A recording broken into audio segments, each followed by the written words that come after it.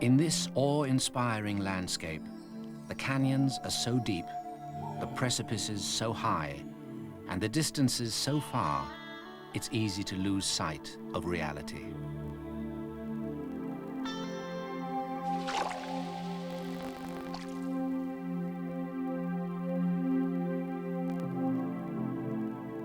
Cliffs are strange and daunting places to live. It seems nothing could thrive here, yet to those that can hang on, the sheer walls offer shade, shelter, and food.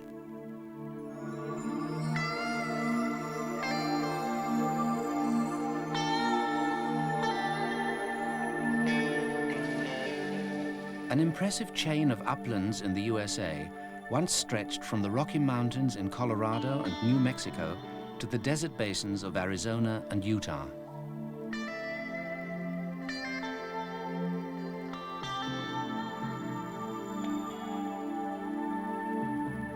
For eons, wind and water worked at the rock, carving the high plateau into a land of chasms, monoliths, and regal arches.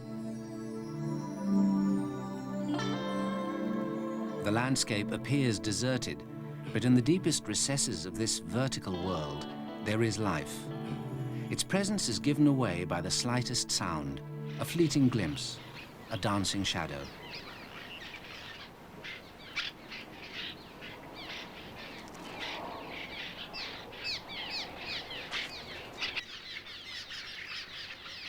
The bobcat is not uncommon, but it keeps to the shade and the shadows, so it's rarely seen.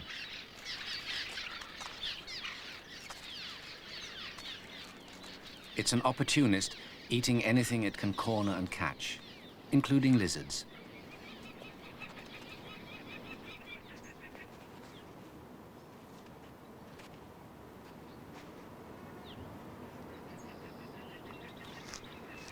To make the most of its narrow retreat, the chuckwalla gulps air, inflating its body until it's firmly wedged between the rock. A bobcat could hook it out with a sharp claw if it could reach it.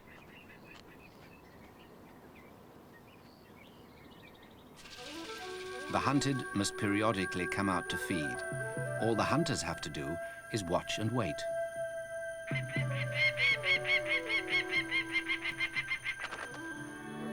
The prairie falcon has acute vision and can detect the slightest movement below. Over 1,000 years ago, the falcon would have seen beneath it the activities of a thriving human community, which is now long gone.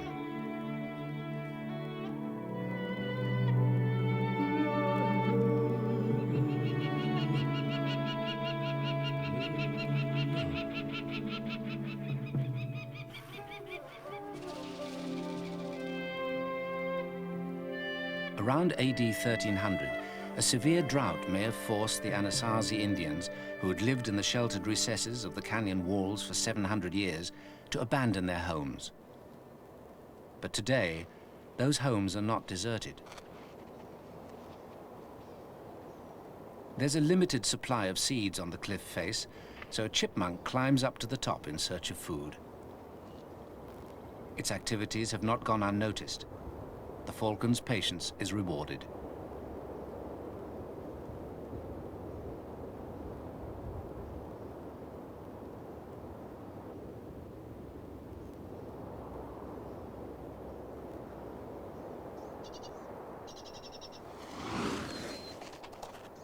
Whirling its tail helps to maintain balance and may even reduce the speed of its fall. Rock squirrels are easier for falcons to catch than chipmunks. They're larger and slower, but too heavy to carry off. Out in the open, even a falcon is vulnerable. A passing eagle flying high above causes the smaller bird to mantle its catch to hide it. But the golden eagle is after larger prey.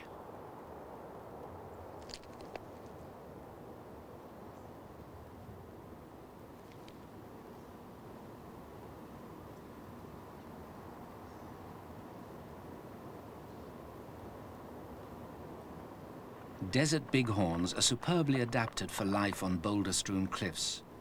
Their cloven hooves have hard edges and spongy centers that provide good traction even on sheer rock. They can scramble up and down precipitous slopes which are well beyond the abilities of most of their enemies. Only eagles pose a threat. They occasionally kill newborn lambs.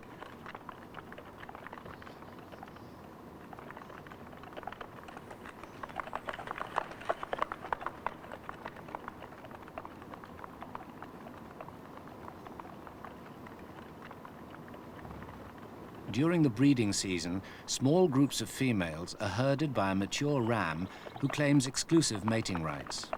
But his reign will only last for as long as he can fight off rivals. He needs to sire as many offspring as possible while he's still dominant, and he checks his harem constantly for their readiness to mate.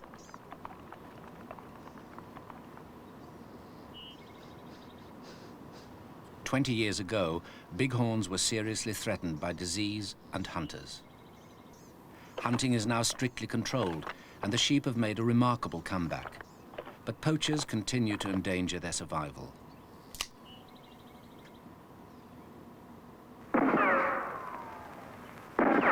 In the past, marksmen kept their eye in by practicing on the image of the real thing. The Anasazi's rock art tells us much about their way of life and the wild animals they observed and hunted.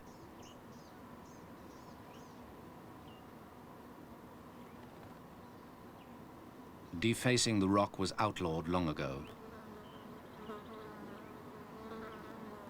Lizards were obviously abundant, but the rock also bears evidence of their distant ancestors. Huge fossilized footprints of dinosaurs, which lived here 150 million years ago, trail up the cliff faces. Shallow depressions on the cliff tops are the products of erosion, not prehistoric monsters.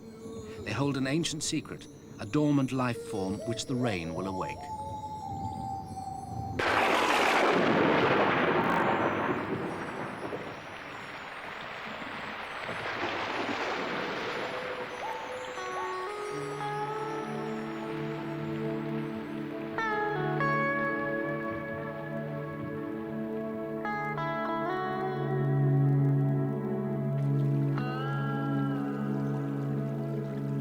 Summer storms deluge the cliff tops.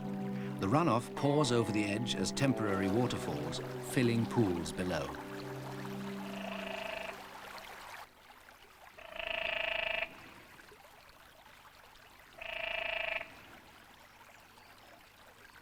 Within hours, the pools ring with the sound of courting canyon tree frogs.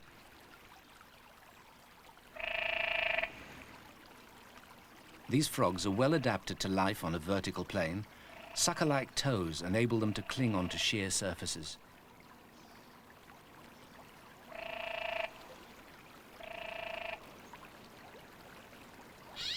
At night, the male's croaks resound across the water, attracting females from as much as a mile away.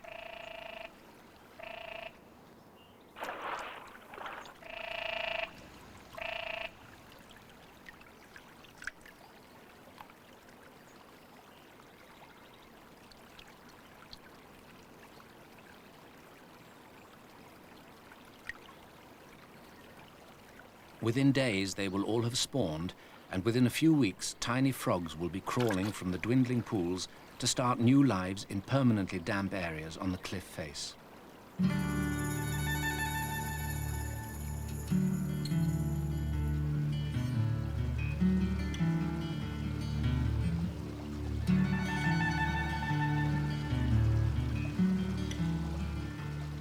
Along the back wall of a few alcoves, there are little oases where water seeps through porous sandstone. In these hanging gardens, scarlet monkey flowers flourish along with shooting stars and yellow columbines.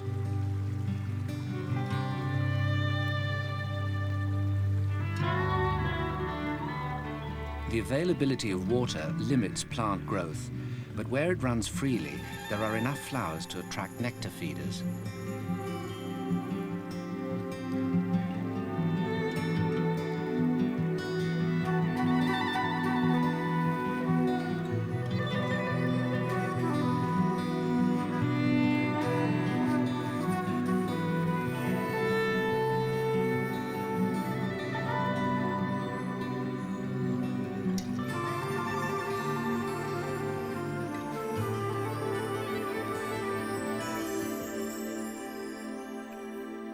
In an average year, less than 10 inches of rain falls to dampen this parched land, but after the storms, the cliff tops are pockmarked with pools cupped in the desert rock. Primitive life forms dominate the pothole communities. They include some of the oldest groups of crustaceans, like the tiny clam shrimp. The females are already ripe with eggs.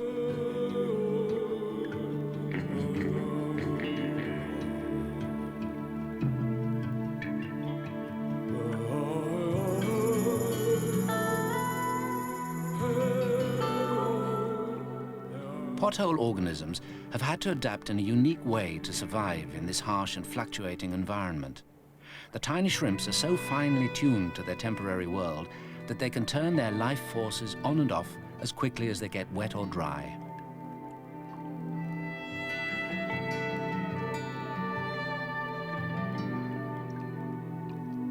The stresses of life in a desert pothole are among the most extreme in the world. A sudden downpour can radically change the temperature, acidity, and oxygen levels. Heavy rain can flood the pool, flushing out its tiny inhabitants to certain death. Now, new hazards threaten their existence.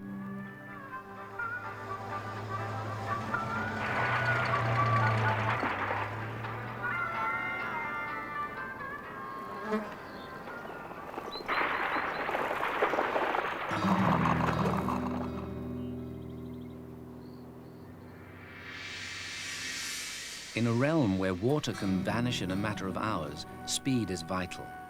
The pothole community's only chance of survival is to breed. In the sandy bottom, thousands of eggs await the coming of the next rains. Then the fast and furious process of growth and reproduction will begin all over again. Marooned by the retreating water, few of the adults will live to see another day.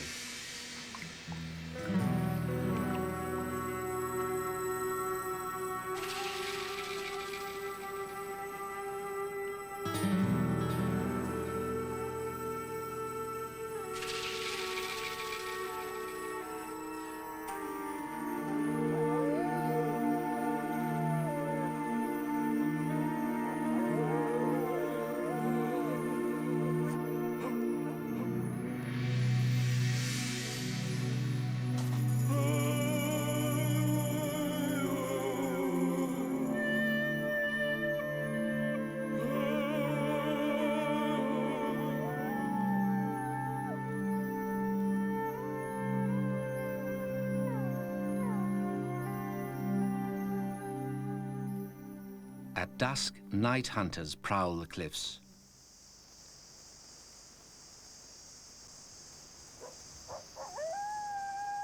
The ringtail cat was once encouraged by miners, gold panners and prospectors as a mascot and a good omen.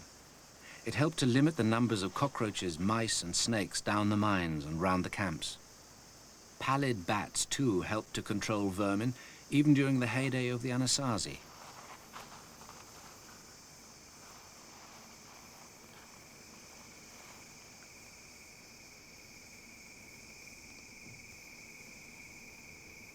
Several types of scorpion live on the cliffs.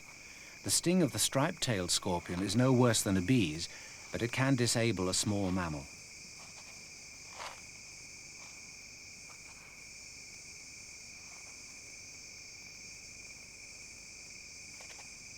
The bat bites the head, trying to paralyze its victim before it can strike back. And the bats do regularly get stung. They should writhe in agony, but they seem to find the effects only mildly irritating. They may be immune to the venom.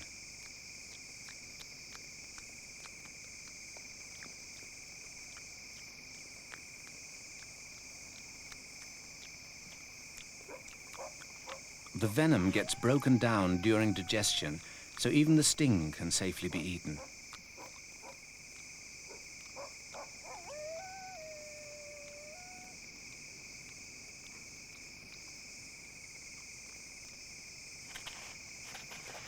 Pallid bats are common in a wide variety of habitats.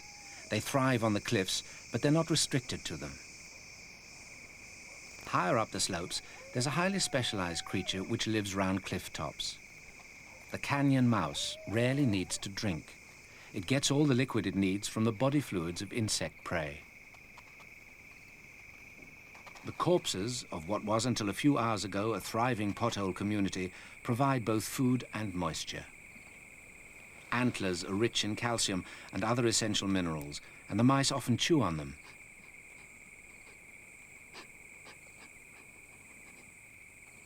High on the cliff, the mice are relatively safe. Few predators can climb to the top to hunt them.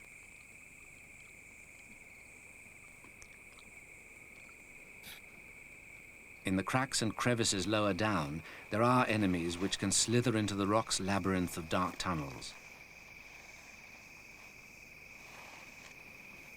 The lyre snake's large eyes are highly sensitive to dim light, enabling the serpent to hunt after dusk.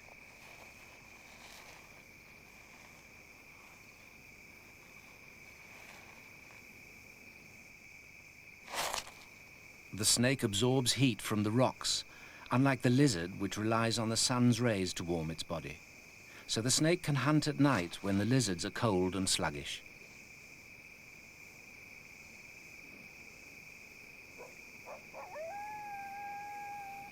The pack rat is too bulky to swallow, so has nothing to fear. It builds stick houses among rocky screes or in cracks on the ledges. These rodents have lived on the ledges for thousands of years, often building new houses on top of old ones. They're hoarders. They festoon their homes with pebbles, cactus pads, bits of bone and other debris. They find shiny objects irresistible.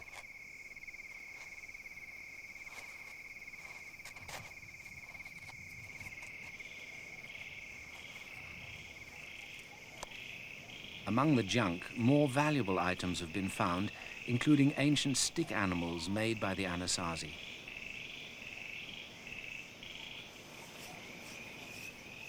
Grain harvested by the tribe has also been discovered in the foundations of pack rat houses, giving us clues to the Indians' diet, as well as the climatic conditions of those far-off days. Pack rats can breed at an amazing rate. Each female gives birth to between 1 and 5 young at a time and can have 4 litters a year.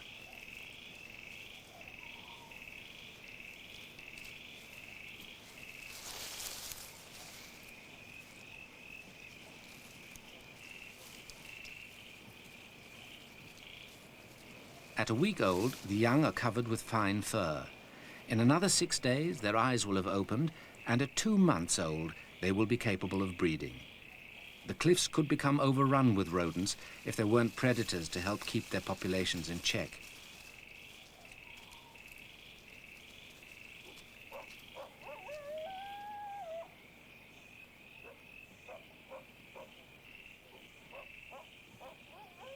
The ringtail cat actually belongs to the raccoon family. Although it's omnivorous, eating plants, birds and lizards, insects and rodents form the bulk of its diet. The maze of tunnels beneath the boulders offers sanctuary to a deer mouse, but it'll only be safe if it doesn't panic and break cover.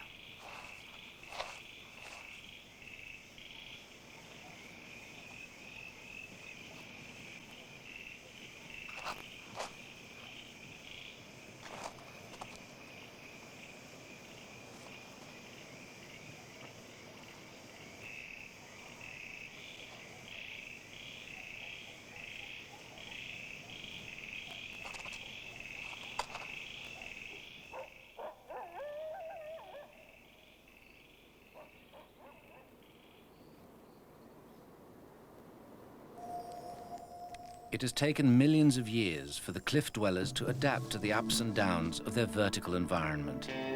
One day, time and erosion will reduce the cliffs to a pile of rubble, and the landscape will lose its most striking feature. But until then, they will remain a place of refuge for all the animals which can hang on to them.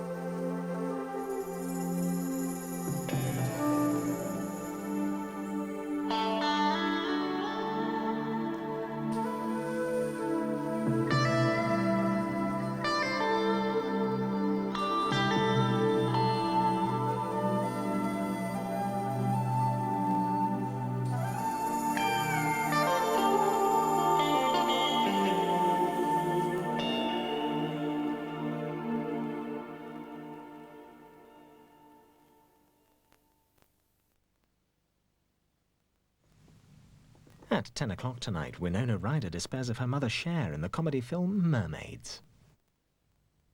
The Etosha National Park in Namibia. Spend 12 hours at the waterhole and understand where the term wildlife comes from. This is where Africa's animals are forced together in a bid to survive the heat. See everything under the sun. Out of Africa, Wednesday at 8:30 on 4.